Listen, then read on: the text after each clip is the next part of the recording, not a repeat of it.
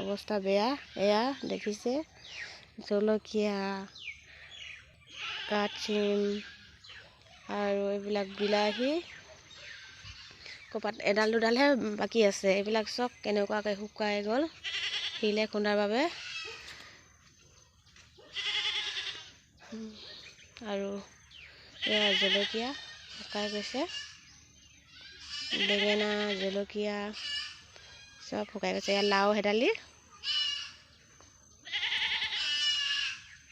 এয়া সকলোবিলাক শুকাই গৈছে। এইবিলাক চব ইমান ডাঙৰ ডাঙৰ ফুটা কৰি দিলে, ইমান ডাঙৰ ডাঙৰ শিল পৰিল, টিং ফুটাই একদম বাট কৰি দিছে দেই। অৱস্থা বেয়া। এয়া ৰাতি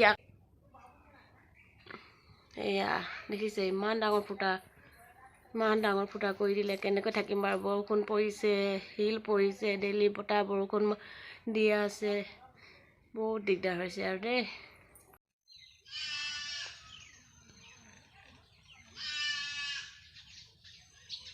তামোল গছ বেকা বেকা কৰি থৈছে, আৰু এদিনমান বতাহ আহিলে ভাগিব চাগে এইবিলাকো।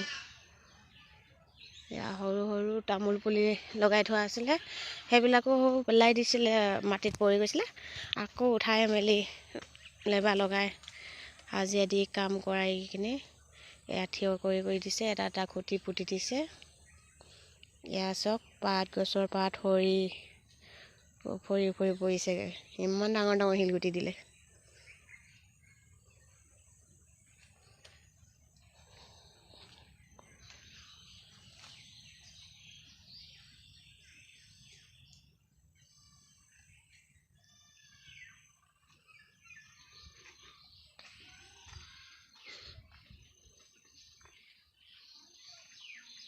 চব চেপেটা হৈ পৰি আছে পাতবিলাক। জলকীয়া, বেঙেনা